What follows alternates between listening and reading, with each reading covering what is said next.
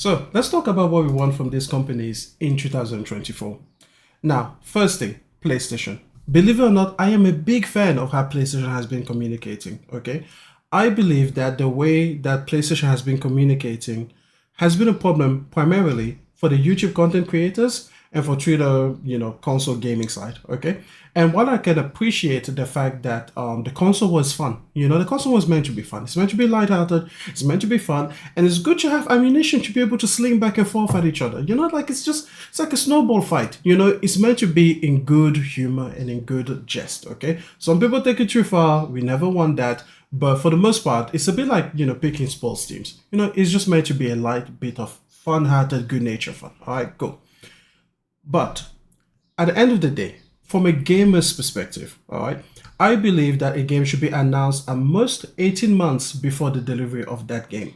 And while PlayStation has been perfect at sticking to this, they have shortened their marketing window, and I truly appreciate that. And if need be, I would rather that they be even less communicative, like tighten those purse strings, okay? So that I don't end up in a situation like with Lost of the Side. I think Lost of the Side was announced in 2016, maybe 2017, maybe earlier than that. Don't quote me on it.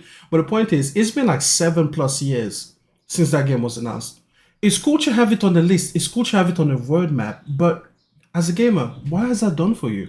Take a look at a game like Hellblade 2. And that's at the end of 2019.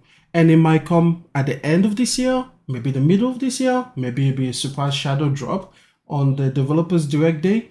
But in any case, no matter when it comes, it would have been 4 years, at least 4 years, until it is eventually released.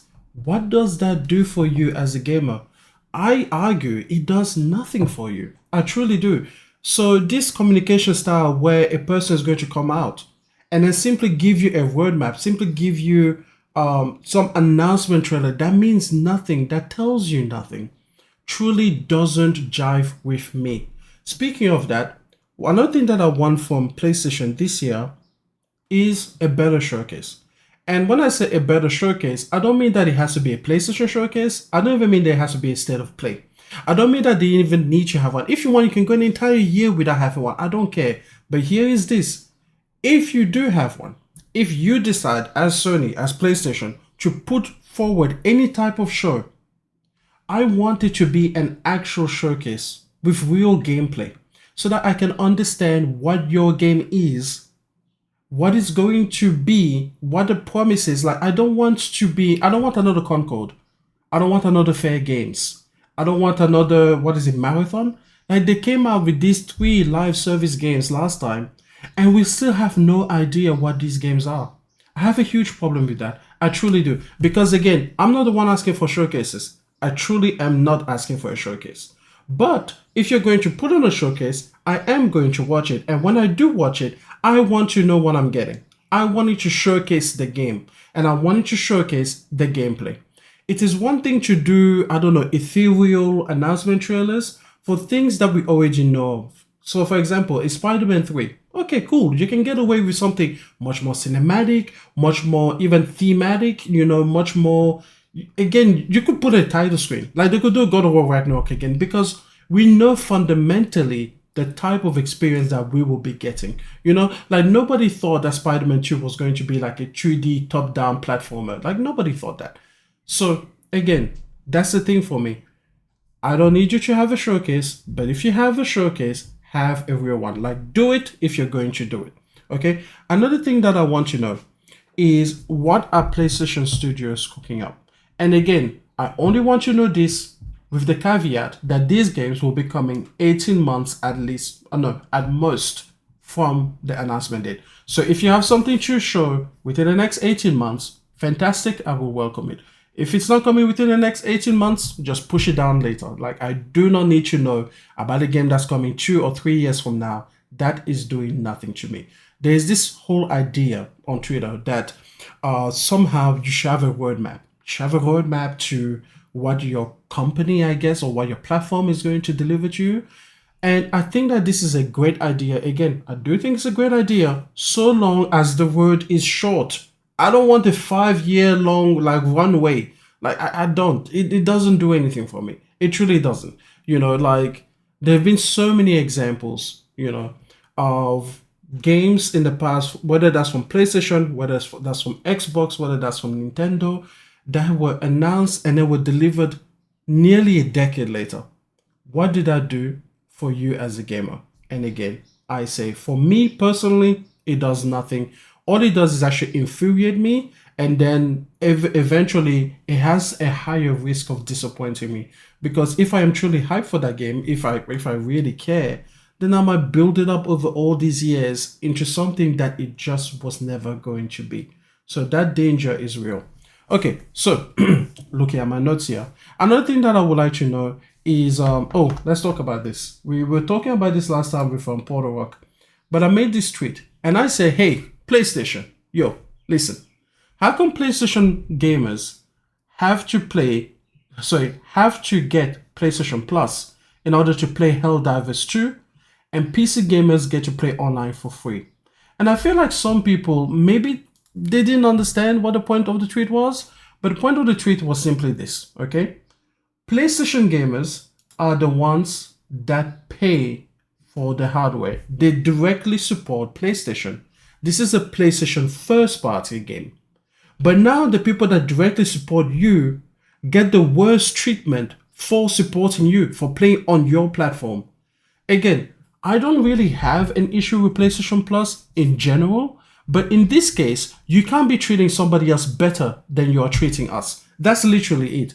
Like, imagine if you wanted to buy a BMW and you go to BMW, and nowadays they're all doing this fuckery where they want you to get like subscriptions for your heated seats. Okay, I know they stopped doing that, by the way, but let's just imagine that they were still doing that. So you go to a BMW dealer, you want to get a BMW, let's say an X5, right?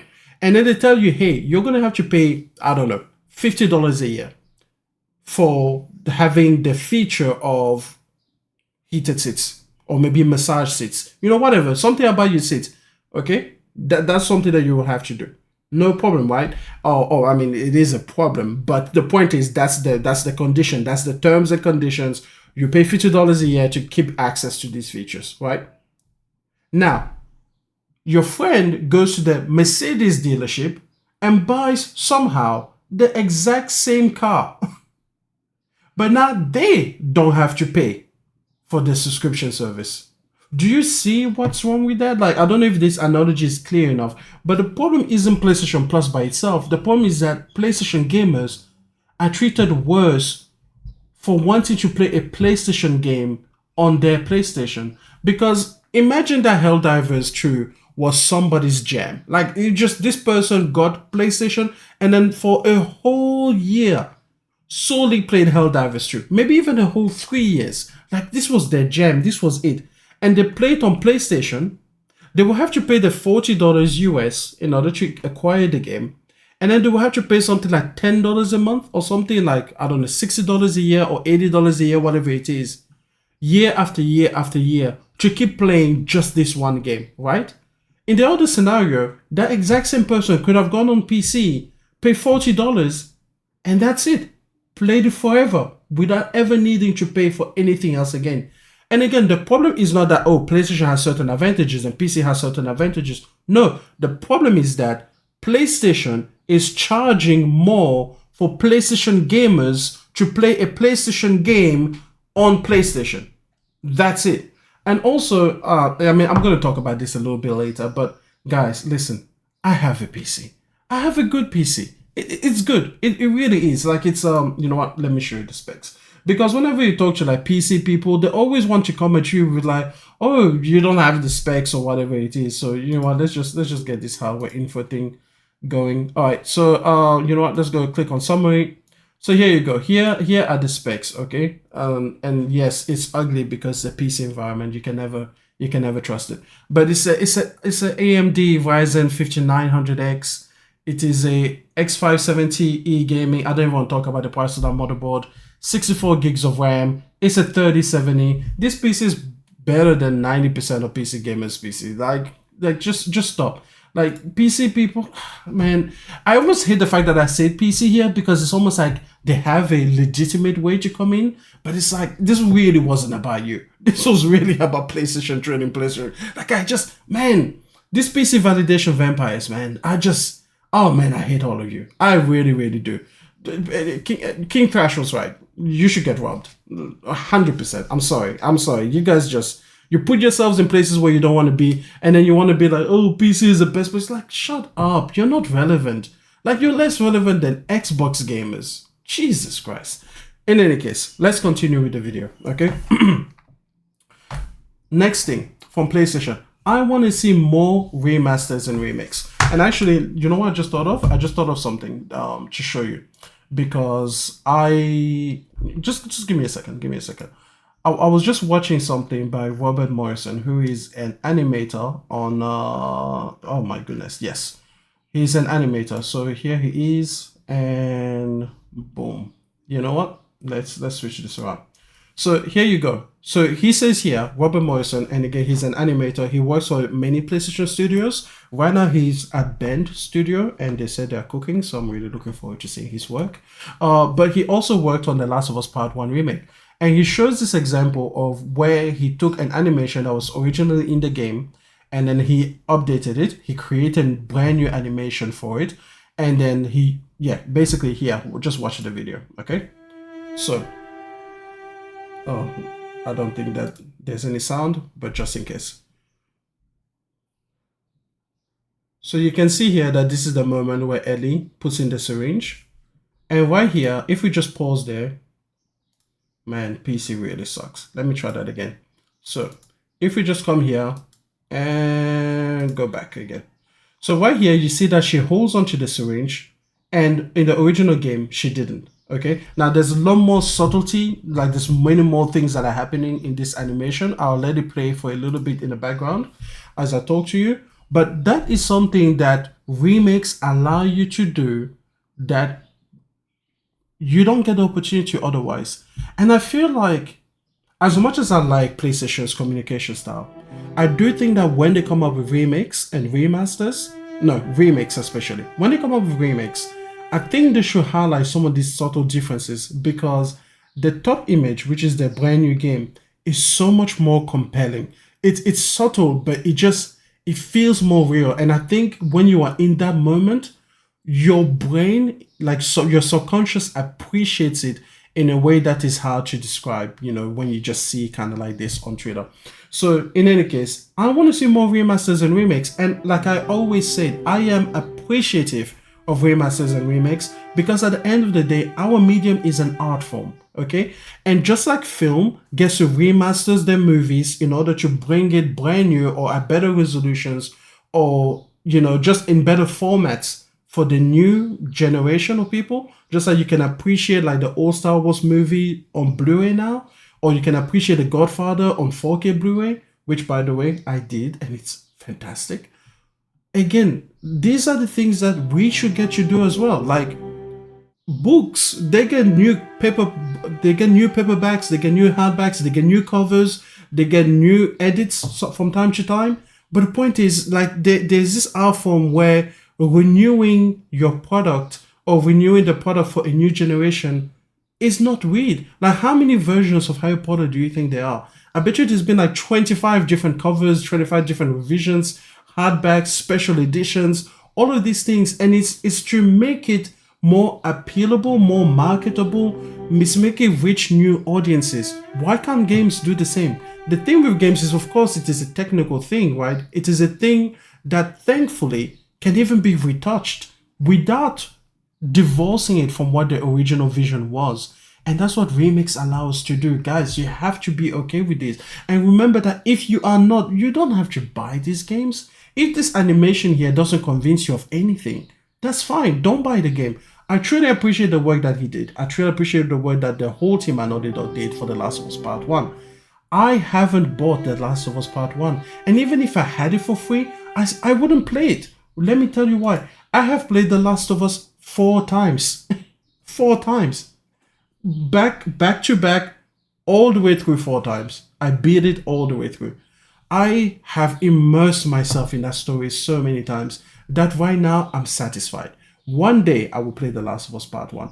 I will. I will play it in order to appreciate the work that they've done, in order to see, something that was in my memory so pristine, just to take that adventure again. I do. I want more of it.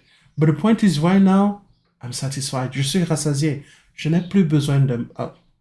I don't need anymore, okay? Right now, I'm good. The Last of Us Part 2 is coming on January 19th. I'm looking forward to that. And I'm going to play it. Yes, I will play through the story again, but I would like to play it primarily for the what is it?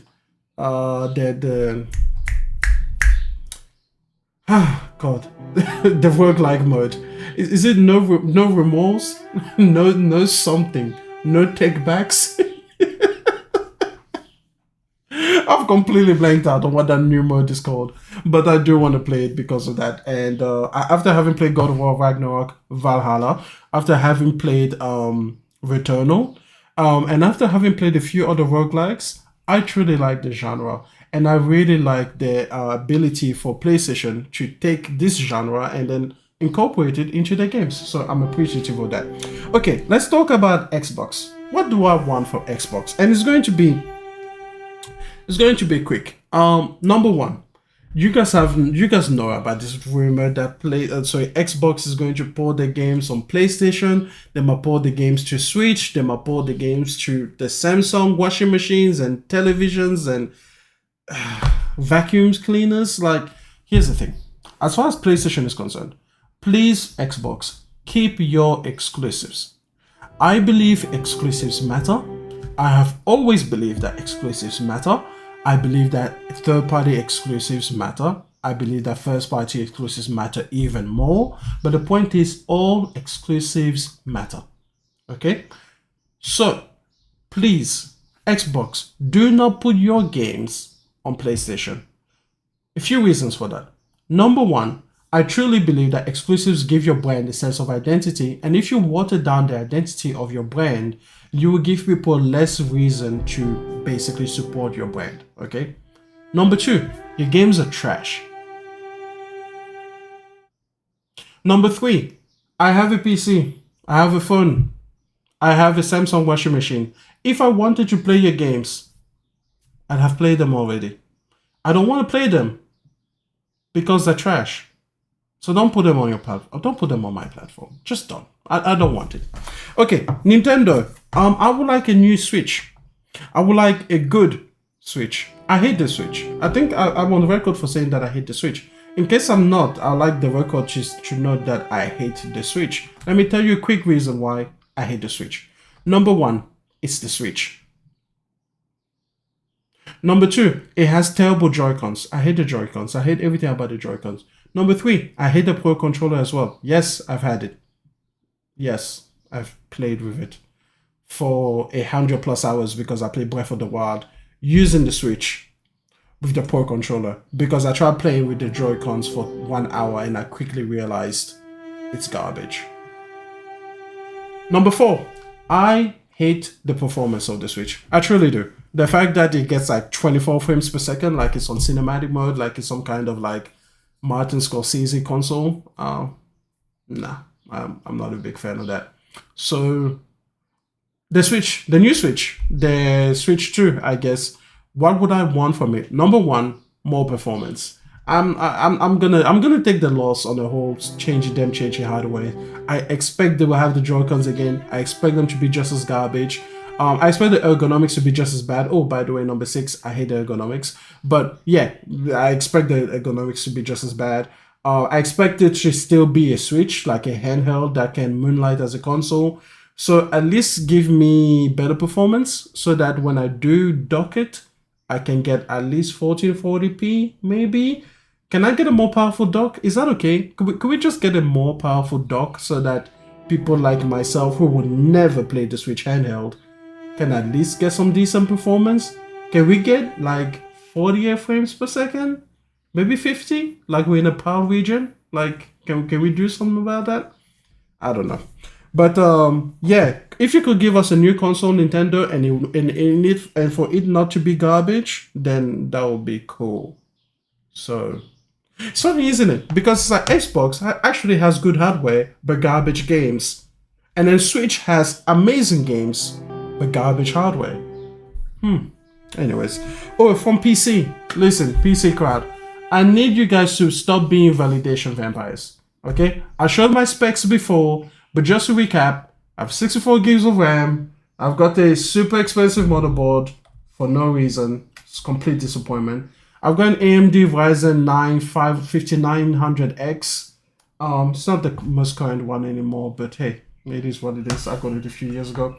I've got a 3070, and I know you're gonna be like, oh my god, you only have a 3070. Yes, I only have a 3070. I don't use my PC for gaming, but if I did, I would still be better than 90% of your gaming rigs out there. Like I've got like 8 TB of storage. Like I don't know, I don't think that counts, but I have it. So spec talk. This is what I hate about PC, man. You just always have to like just name your specs. Like people don't even care if you play. They're just like, oh, what kind of specs do you have? Soon people will be asking you about like your monitors and your mice and what are you playing on? Like what kind of keyboard are you using? Like it's all a space bar anyway. Like fuck. PC is lame, bro. PC is lame. It's lame. It's lame. It's lame. It's lame. It's lame. You guys are mad at me because I complain that PlayStation gamers pay more for a PlayStation game, and yet you guys complain about having to download the Epic Game Store, even though it gives you free games, like all the time. Because I'm literally begging for you to just download an application. But you guys will pirate a game. You just pirate games. You have no issues with pirating games. Stealing from the industry, stealing from the people that make the games. And yet, downloading a launcher that will give you those same games for free, that's too that's too rich for your blood. Yo, PC gamers, please don't come at me. Don't come in the comments. Your platform's lame, and I'm so tired of hearing you guys say, "Oh, PC is the best place to game." Like, just stop. Why do you feel the need to keep saying it? Like, if PC was the best place to play, like best place to, if PC was it, if PC was top shit, don't you think you wouldn't need to say that? Like, how many people do you hear say PlayStation is the best place to play?